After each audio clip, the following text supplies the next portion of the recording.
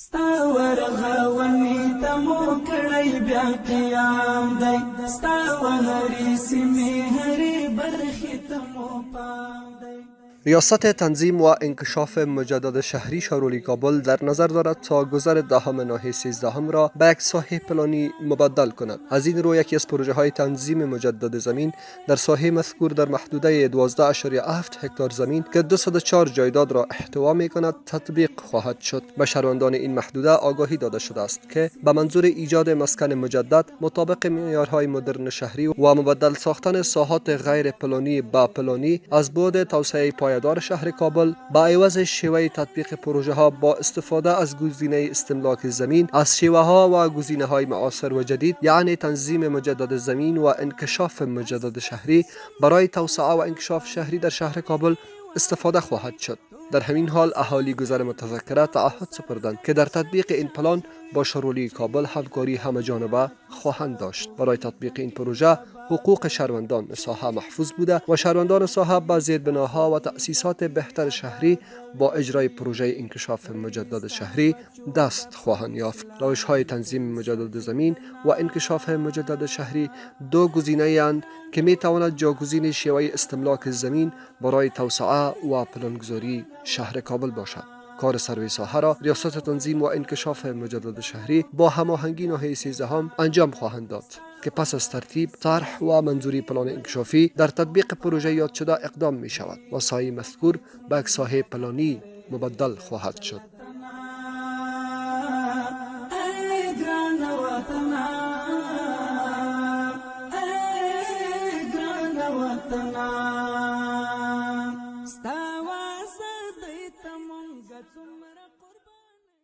زمون وینا زمون تن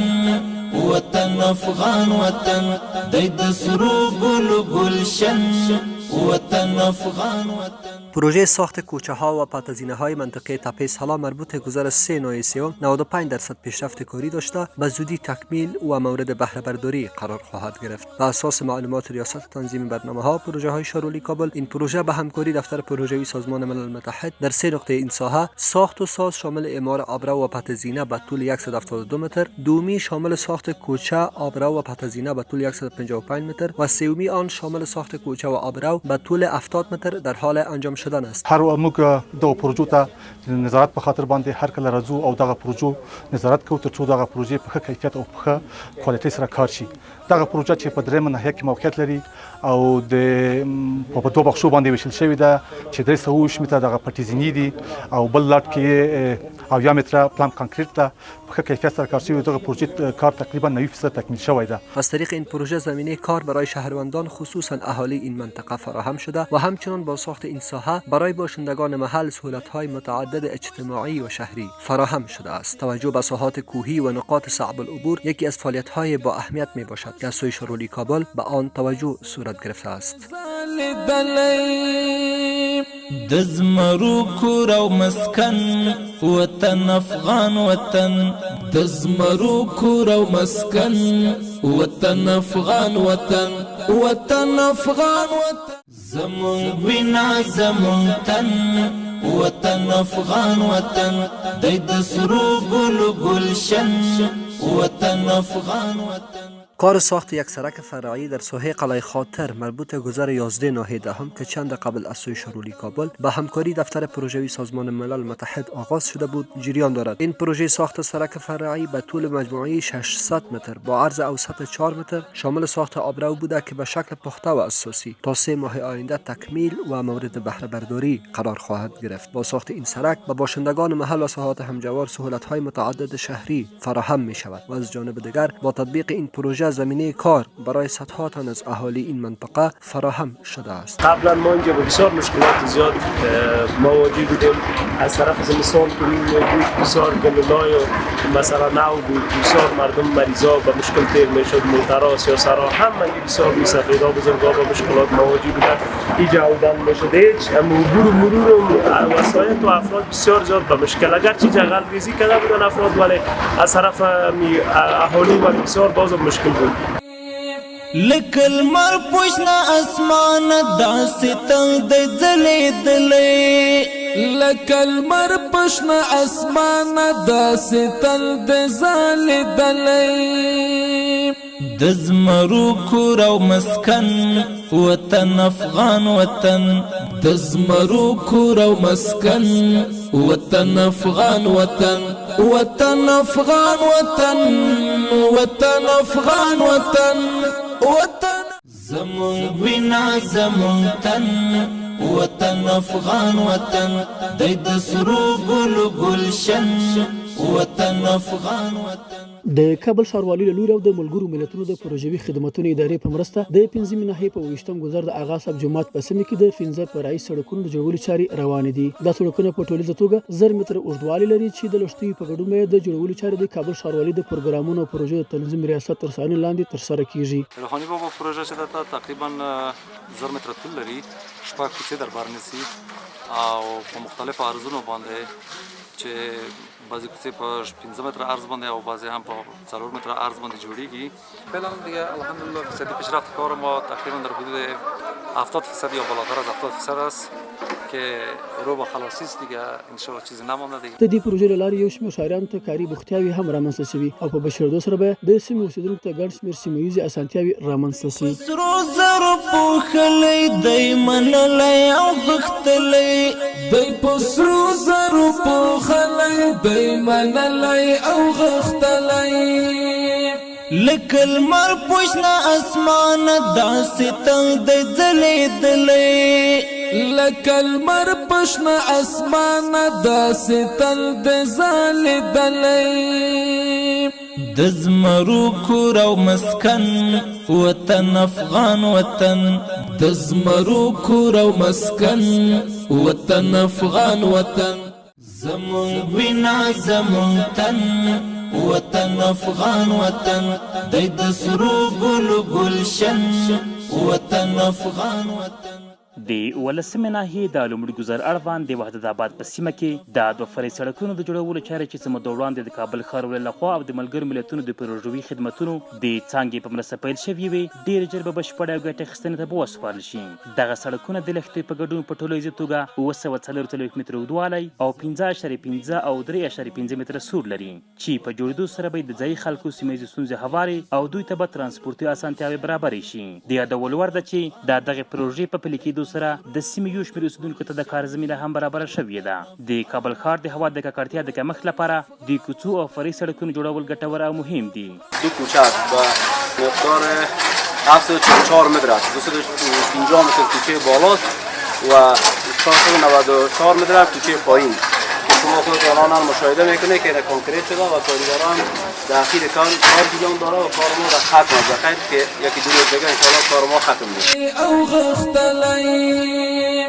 لکه المر پشنه اسمان داسې تل دی ځلېدلی لکه المر پشنه اسمان داسې تل دی ځلېدلی د زمرو کور او مسکن وطن زمون وینا زمون تن وطن افغان وطن دی د سرو ګلو ګلشن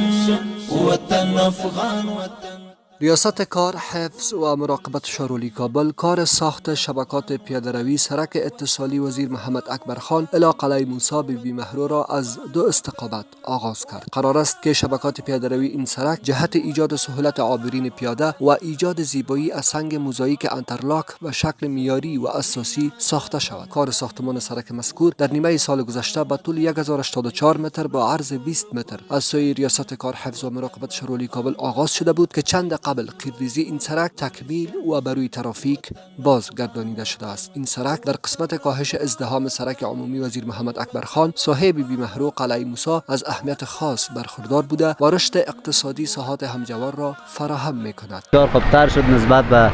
شرایط پیشتر، بسیار بر ما سهولت شده که اینجا میتونیم تا وزیر اکبر خان تا ساحات دیگه ما توسط همین ریکشا و یا موترایی که انتقال میکنه ما بریم. لکه المر پشنه اسمان داسې تل دی ځلېدلی لکه المر پشنه اسمان داسې تل دی ځلېدلی د د زمرو کور او مسکن وطن افغان وطن د زمرو کور او مسکن وطن افغان وطن وطن افغان وطن وطن افغان وطن وطن افغان وطن وطن افغان وطن وطن افغان وطن زمون وینا زمون ستا ورغونی تمو کړی بیا قیام دی ستا وهرې سیمې هرې برخې تمو پام دی کار ساختمان توسعه قسمت دوم سرک کوتل خیرخانه در دو شفت کاری شب و روز از سوی شاروالی کابل جریان دارد. سمت چپ سرک کوتل از چوک سرای شمالی تا بازار کوتل به طول 3710 متر با عرض 27 متر با ارزش 370 میلیون افغانی با دیزاین معیاری و کیفیت بهتر در حال ساخت و ساز است. این سرک شامل شبکات پیاده‌روی، دیوارهای استنادی، آبرو، تنویر، خطاندازی روی جاده، ایستگاه‌ها، خطوط و نصب علائم ترافیکی و سایر جزئیات یک سرک معیاری میباشد. سرک کوتل خیرخانه مسیر راه ترانزیتی و نقطه وصل 14 ولایت شمال کشور بوده که ساختمان و توسعه آن یکی از آرزوهای دیرینه بوده که تحقق می‌یابد.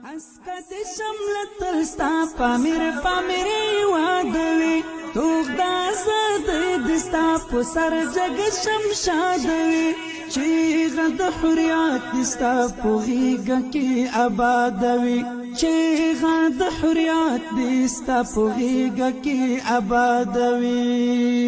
کړي ستا بچو د پر اسلام تل سرخندنا اے ګران وطنا اے ګران وطنا ستا ورغونی تمو کړی بیا قیام دی ستا وهرې سیمې هرې برخې تمو پام دی زمون وینا زمون تن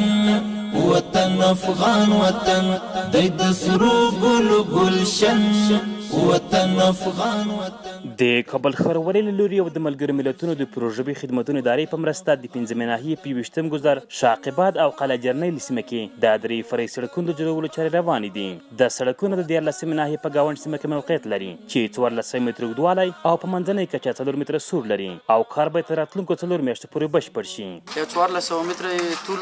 او په مختلفو عرضو باندې چې 4 متره او 3 متره ارزونه لري نوموړي پروژې کار روان دي. د سړکونو په جوړېدو سره به د سیمې اوسېدونکو ته ګڼ شمېر ښاري اسانتیاوې رامنځته شي.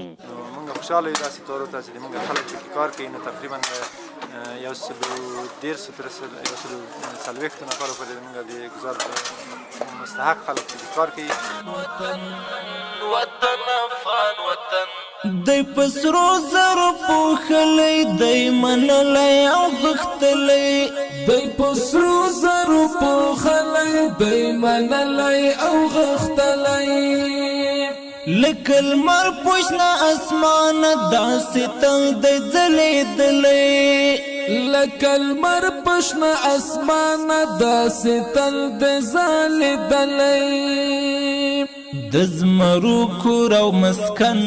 وطن افغان وطن د زمرو کور او مسکن وطن افغان وطن وطن افغان